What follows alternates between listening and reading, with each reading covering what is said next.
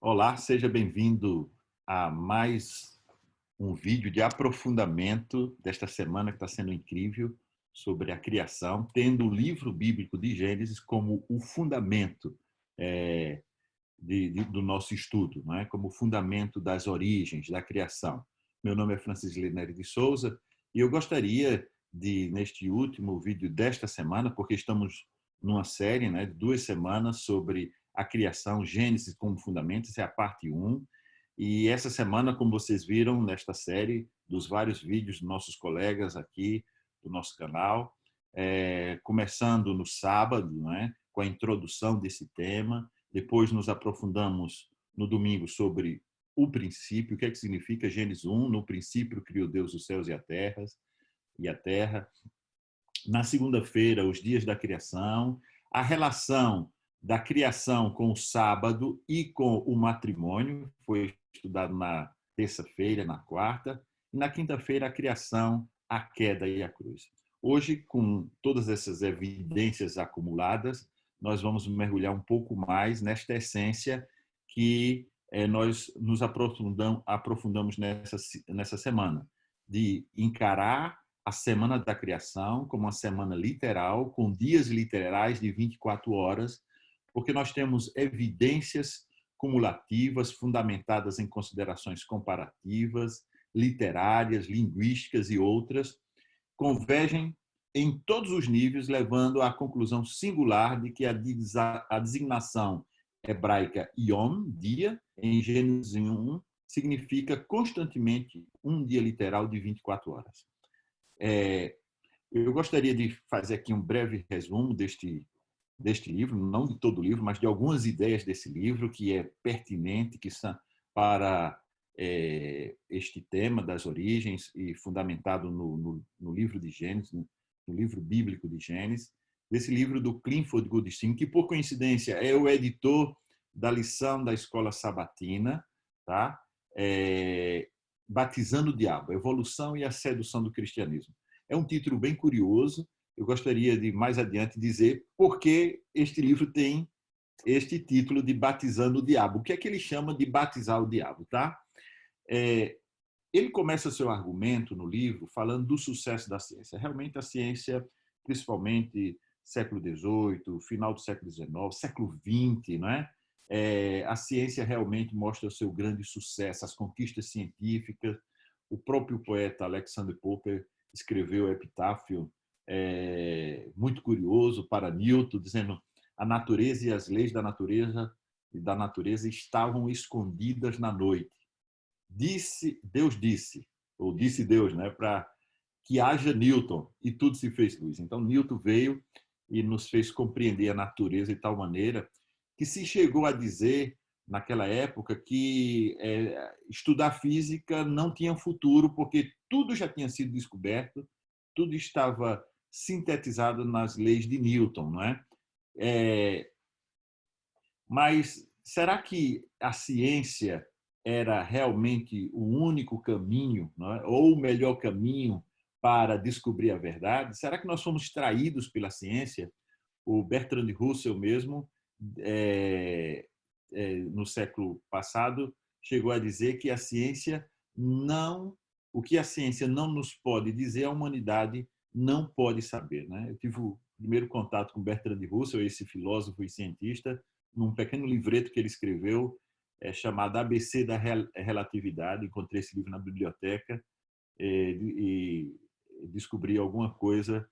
E depois é que eu descobri que ele era um filósofo, pensava que era apenas um cientista de ciências duras. A única coisa que podemos e devemos confiar são as ciências. A ciência, por si só, conduz constantemente excelentes resultados, produz constantemente excelentes resultados que não podem ser negados, os quais são continuamente retestados para validade.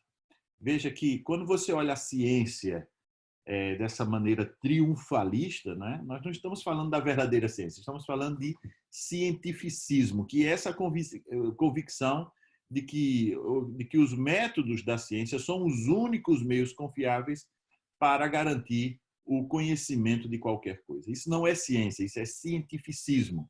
a ciência é uma empresa humana, e como empresa humana, ela é constantemente colocada à prova. Tá? Tudo era perfeito, Newton dominava, até que veio Einstein, né? Com a sua famosa fórmula de energia igual a massa, velocidade da luz ao quadrado, que descreve a relação entre a matéria e a energia, mas não explica por que esse relacionamento existe. Assim como as fórmulas de Newton sobre a gravidade não explica por que os objetos parecem se atrair através do espaço. Então, depois nós começamos a perceber as limitações da ciência. Não se pode dizer que as teorias científicas explicam o mundo. Elas explicam apenas os fenômenos que são observados no mundo. Tá? Então, isso é uma ideia que é construída e passada, né, pelos filósofos das ciências no início, e depois os próprios filósofos, as novas gerações de filósofos da ciência vão começando a desconstruir tudo isso, não é? Alguém poderia dizer, e o método científico, né? O método científico que nos dá segurança de que podemos chegar às conclusões verdadeiras, não é? Depois nós descobriu, como tem essa declaração no livro do Clifford, do Paul Feyerabend, que fala que escreveu um livro que tem a tese de que os eventos, procedimentos e resultados que constituem as ciências não têm estrutura comum, não há elementos que ocorram em todas as investigações científicas, mas estão ausentes em qualquer lugar. Não existe método científico, é um mito intelectualmente semelhante ao Bigfoot e ao monstro do Lago Ness, né? De Loch Ness. Veja que quando a gente fala de metodologia científica, de ser rigoroso para, através, por exemplo, da experimentação, do experimentalismo, chegar a conclusões, isso não traz a infalibilidade da ciência. Tá? O próprio método científico tão proclamado é um verdadeiro queijo suíço. A própria ideia do que é ciência, né? E aí me faz lembrar do livro do Schaumann, que é justamente o que é ciência, afinal, o título do livro. E no final ele não diz o que é ciência. Na verdade, os cientistas, nós ainda não sabemos, né?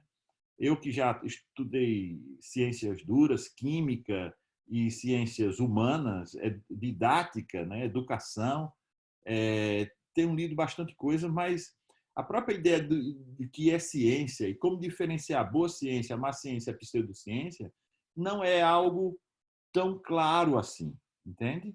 Se a ciência é tão boa em alcançar a verdade, por que a verdade muda com tanta frequência, né? Porque uma teoria que era considerada verdadeira, segura para uma geração de cientistas é desmentida por outra, né? Porque as descobertas da ciência, os resultados do método científico muitas vezes se contradizem na própria geração em que ela é produzida. Sabe por quê? Porque ciência não é a busca da verdade. E isso mesmo, ciência é a busca de mais verdades. Tem um S aqui, maiúsculo, que eu coloquei aqui para ressaltar essa ideia, né? Porque os cientistas, usando o mesmo método científico, olhando para a mesma realidade, às vezes, até mesmo através dos mesmos dispositivos, tiram conclusões diferentes sobre o que vem. É uma boa pergunta, né? Se a ciência fosse a busca da verdade, com letra maiúscula, e não de mais verdades, essa pergunta aqui não estaria revelando essas contradições internas não só da ciência, mas do processo de construção científica. Como sabemos que uma teoria científica está certa, especialmente quando as teorias ensinadas como dogmas foram posteriormente desconstruídas? Então, essas perguntas inquietantes, essas duas aqui do Clifford no livro, faz-nos pensar justamente isso, que a ciência ela é boa, é uma empresa humana, é uma construção humana, mas que são produzem fatos provisórios, né? Como dizia o Michael Shermer, todos os fatos da ciência são provisórios e sujeitos a desafios e mudanças. Portanto, a ciência não é uma coisa em si, antes é um método de descoberta que leva a conclusões provisórias, tá? Então, desmistificar isso faz com que a gente possa usar a ciência com todo o seu potencial, mas não com o seu misticismo, tá? A verdadeira ciência não é provisória. E quem é que teve a coragem de dizer que era a verdade? A verdadeira verdade, né? E conhecereis a verdade vos libertará. Disse-lhe Jesus, eu sou o caminho, a verdade e a vida. Ninguém vem ao Pai senão por mim. Então, ou Jesus era um louco, né? Mas ele se dizia Deus, ele não dizia que era um caminho para a verdade. Ele dizia que ele mesmo era a verdade. Ele era o caminho, a verdade e a vida, né? A verdadeira verdade, né? Salvo a redundância aí, a propósito, ela não é provisória. A questão que devemos estudar é: qual é a verdade? A verdade que deve ser acariciada, amada, honrada e obedecida. Os adeptos das ciências têm ficado derrotados e abatidos quando os seus esforços para encontrar Deus. O que eles devem inquirir nestes dias é: qual é a verdade que nos habilitará a obter a salvação de nossa alma? Essa é a coisa mais importante de tudo, né? A verdadeira verdade, ela não é provisória. Aquele que conhece a Deus e a sua palavra, por experiência pessoal, tem uma firme fé na origem divina das Santas Escrituras. Isso nós temos estudado durante 3 meses, né, sobre as Escrituras, sobre a Bíblia, e especialmente como o livro de Gênesis, nessa semana, não é, tem mostrado essa estrutura fundamental de toda a Bíblia, né? Tem provado que a palavra de Deus é a verdade, que a verdade não se pode nunca contradizer a si mesma. Não prova a Bíblia pelas ideias e a ciência humana.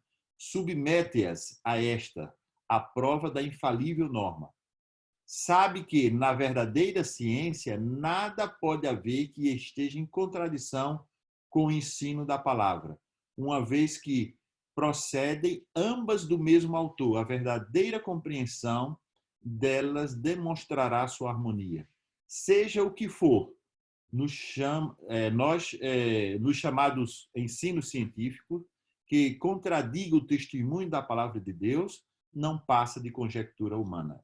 Nessa declaração, Ellen White não está negando a ciência, não é um negacionismo da ciência. Ela fala da verdadeira ciência. Se o autor da ciência, como acreditamos, é Deus, se o autor da Bíblia, das Escrituras Sagradas, é também Deus, ele se revela através da sua palavra, através da natureza, das leis da natureza e, portanto, da ciência. Esses 2 livros do mesmo autor não estão em contradição, nunca. Tá? Se eu tenho um fato científico que aparentemente a ciência mostra como contraditória a palavra de Deus, é a questão do problema da ciência e não da palavra de Deus. Tá? A filosofia natural ou ciência raramente conflita com a fé. Muitos dos grandes cientistas, como Copérnico, Kepler, Galileu, Newton, sem falar de uma lista enorme de cientistas mais modernos e outros tantos vivos, acreditam em Deus e não viram seu trabalho como negação da fé. Então, não existe um conflito, existe um ponto de equilíbrio entre a ciência, a verdadeira ciência, e a fé. Existe uma integração entre esses 2 elementos, tá? Bem, mas aí a gente precisa compreender algumas coisas, porque quando a gente fala de criação e, por exemplo, a evolução, a teoria da evolução, como muitos afirmam, embora que podemos discutir até mesmo o seu estatuto de teoria, alguns cristãos tentam acomodar isso, né? O que a Bíblia diz como a criação e como a evolução. apenas os nomes dos dois grandes mecanismos do esquema darwiniano, mutação aleatória e seleção natural, revela sua incompatibilidade com o relato de Gênesis. Mesmo na leitura mais completa e ampla possível, a criação do Gênesis é um evento sobrenatural, tá? E disse Deus, haja luz, e disse Deus, haja os animais do campo. É um evento sobrenatural, em oposição a um evento meramente natural. E a criação de Gênesis não sugere nada aleatório, muito menos mutacional. Sai da boca de Deus, tudo se faz e se faz completo, e é tudo muito bom. Então, quando um cristão ele diz, olha, eu vou dar um jeitinho de ajustar o relato de Gênesis com o que a ciência está me dizendo, eu tenho uma incompatibilidade. São dois mecanismos completamente estranhos. E aí, o Clifford Goodstein, no seu livro, faz essa pergunta que eu grifei assim, eu li em versão eletrônica, né, no Kindle, mas eu grifei com bem colorido. Por que, então, a atração irresistível entre tantos cristãos para batizar o diabo buscando harmonizar a evolução com a Escritura? Não é compatível. Ou você acredita no relato bíblico como um evento sobrenatural, ou você acredita nesta teoria que cada vez mais é colocada em causa pelos céticos, pelos cientistas não cristãos, tá? Nós temos, e aí esse canal é para isso, para vos dar evidências de, por exemplo, da complexidade irredutível, né? De um design inteligente, mas quando um cristão que diz que acredita na Bíblia e tenta harmonizar isso, para Clifford Goodstein é como se ele estivesse tentando o impossível, batizar o diabo, tá? Transformar uma coisa ajeitadinha, né? Que não se harmonizam, né? A ciência revela então insights sobre a própria realidade, independente de quão limitado ou mesmo distorcidos possam ser esses insights. Esse é o ponto principal deste livro. Mostrar quão limitados esses insights são, os insights da ciência, né? E quão grandemente eles são influenciados pela subjetividade inescapável que distorce todo o conhecimento humano. E é precisamente por isso que os cristãos não devem comprometer tal crença fundamental como origens apenas porque a ciência, ou melhor, as alegações de alguns cientistas ensinam algo contrário.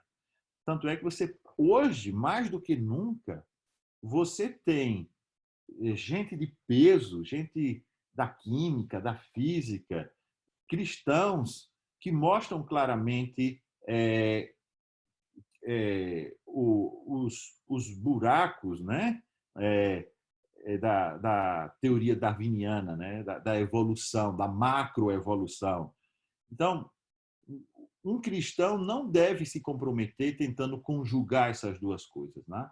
As mais vigorosas mentes, se não forem guiadas pela palavra de Deus, tornam-se desnorteadas em suas tentativas de investigar as relações entre a ciência e a revelação. O Criador e suas obras encontram-se além da compreensão destas pessoas, visto que não conseguem explicar estes fenômenos pelas leis naturais, afirmam que a história bíblica é indigna de confiança. Ou seja, no momento que se confrontam, em vez de confiar plenamente na palavra de Deus, essa palavra que não tem sombra de variação, de dúvida, a ciência, sim, não tem problema nenhum em se desmentir a si mesmo e de negar que uma coisa que era verdade científica ontem, hoje já não é, porque a ciência, lembrem-se, não é a busca da verdade, é de mais verdades. Mas o único que diz que é o caminho, a verdade e a vida é aquele que acreditava no relato da criação, como você estudou essa semana. Muito obrigado pela atenção.